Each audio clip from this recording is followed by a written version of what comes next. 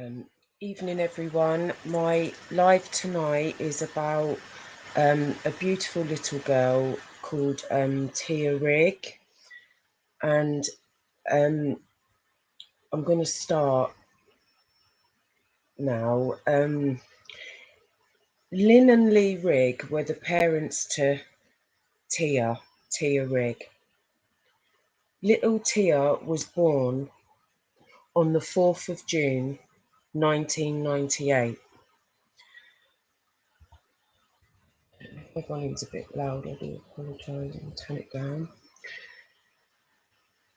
Tia had 3 elder siblings who were living with family members, but Tia was the eldest sister to her 3 younger siblings living in Cheetham Hill, Manchester, with her parents. Growing up, Tia would show so much love and compassion towards her younger siblings. She was such a kind, caring, loving little girl, and her beautiful smile would light up a room wherever Tia would go. If people were down, Tia would lift them up with her beautiful smile and bubbly personality. Hello, Jake, sweetie. Thank you for popping in. How are you? I hope you're well as well. I'm really good, mate. So yeah, when people were down, little Tia would lift them up with her beautiful smile and bubbly personality. Hello, Marisi, my beautiful sis. Tia's favourite colour was pink, and her favourite football team was is the best team in the world, Manchester United. She would always watch them, cheering them on as they played on TV. When Tia was around 12 years old, she attended Albion High School, and her teachers described Tia as such a well-mannered student.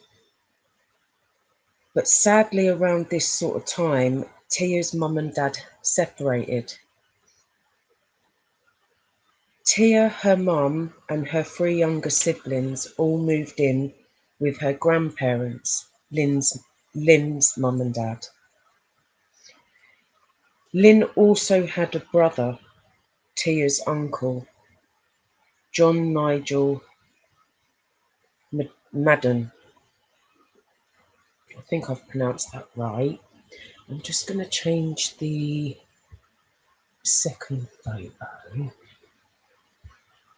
There's little Tia. This one, she was around about 12. I know it's small for you to see.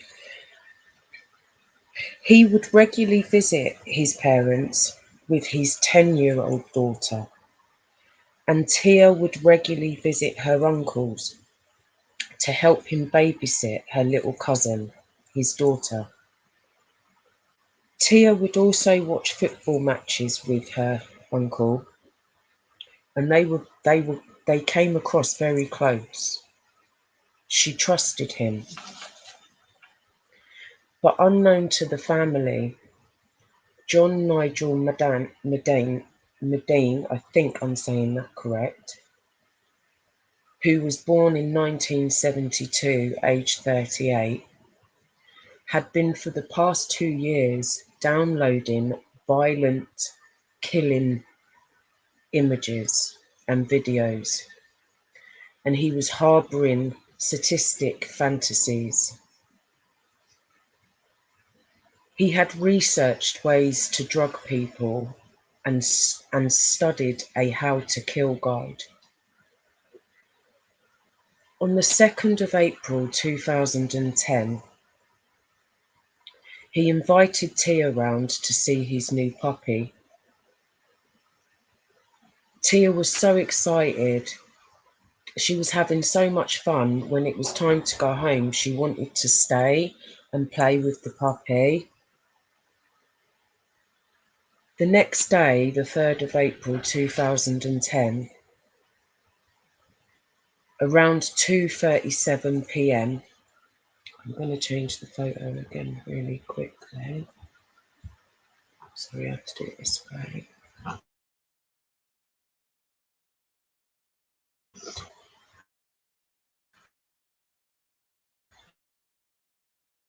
Tia's mum received a phone call from her brother, Tia's uncle, asking if she wouldn't mind if Tia could babysit his 10-year-old daughter at his house in Dalmain Close in Cheetham Hill.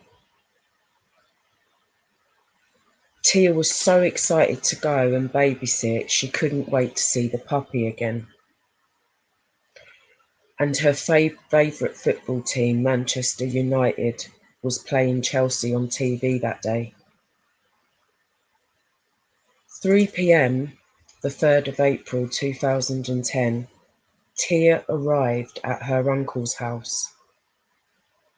He drugged Tia with a tranquilizing drug he was prescribed previously. And at 3:45 p.m, he calmly called 999 and stated, I'm going to read the transcript out.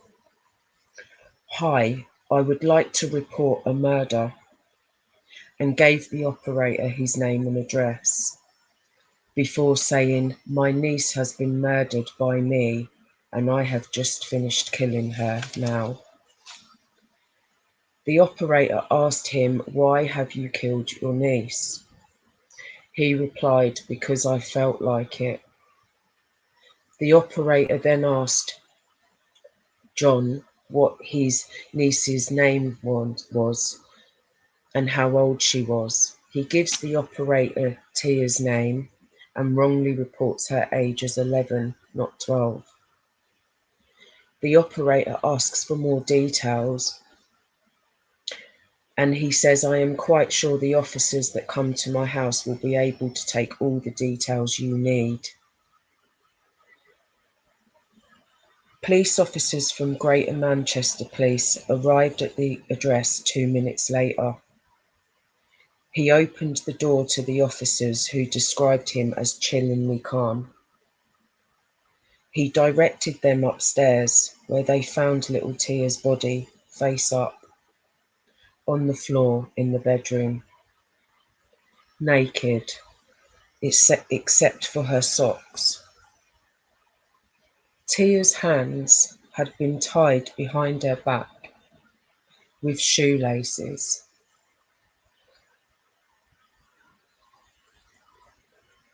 And a guitar string was around Tia's neck.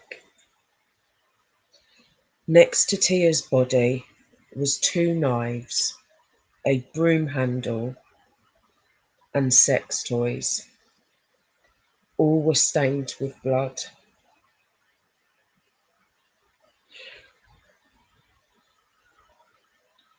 John was taken into custody, charged with murder.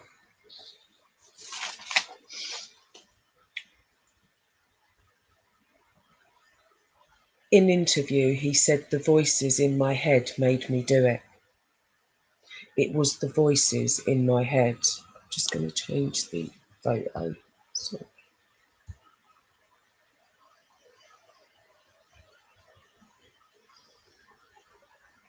there he is again.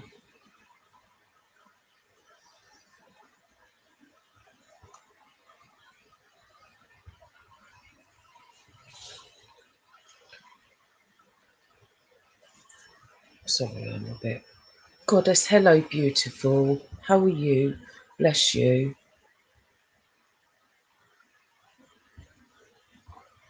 Let's go. Okay. Right. Sorry, everybody. Little Tia was laid to rest on the 28th of April 2010 at St James Church. Hundreds of mourners packed the church in Cheetham Hill to pay their final respects to little Tia. Everyone wore pink and her little coffin was pink. as it was Tia's favourite colour. And at the end of her service, 12 balloons were released at Tia's graveside, each balloon symbolising each year of Tia's short little life. On the 4th of October 2010, John Madden pleaded guilty to rape and murder.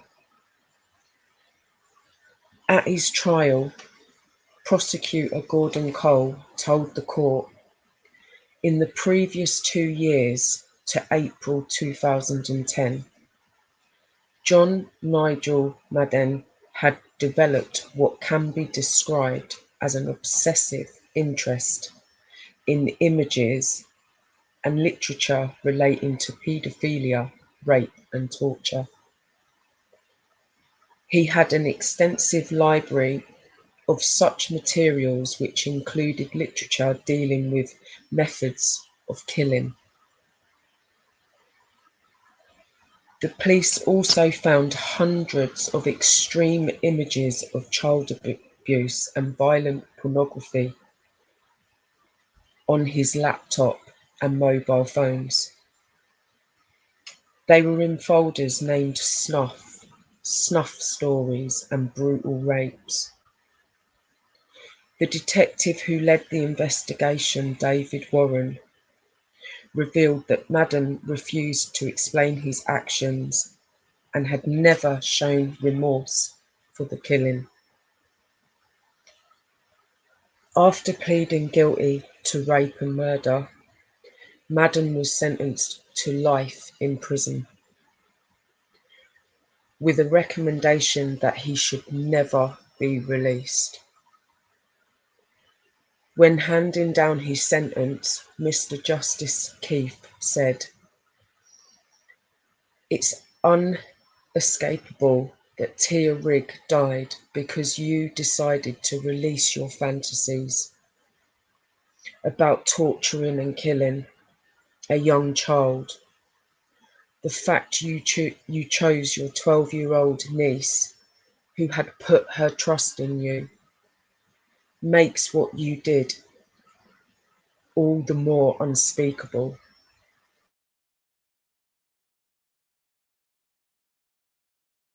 You lured her into your home, pretending you wanted Tia to babysit for you. The terror, the unimaginable pain you inflicted on her, the indignities you subjected her to. It was planned. It was premeditated, in which the only punishment requires you is to be imprisoned for the rest of your life." And bless you, oh bless you, Marie. Love you, beautiful. I know it's so sad, goddess, and I'm gonna leave it with a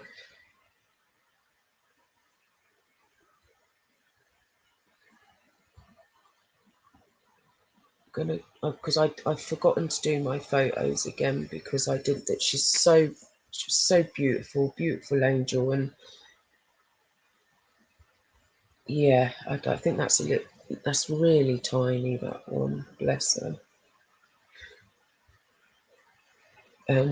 But yeah, he's got life in prison and he will never be released, and you know, and that is where he belongs. And you know, it's so sad. And there, in through my research, there's so much more, like her, you know, it's sadly affected the whole family, and you know, her older brother, her younger brothers, and you know, her mom. And yeah, and just your heart and my heart and just goes out to them all. And you know, but bless her. And I'm going to leave it with, you know, rest in peace, beautiful angel, and peace out.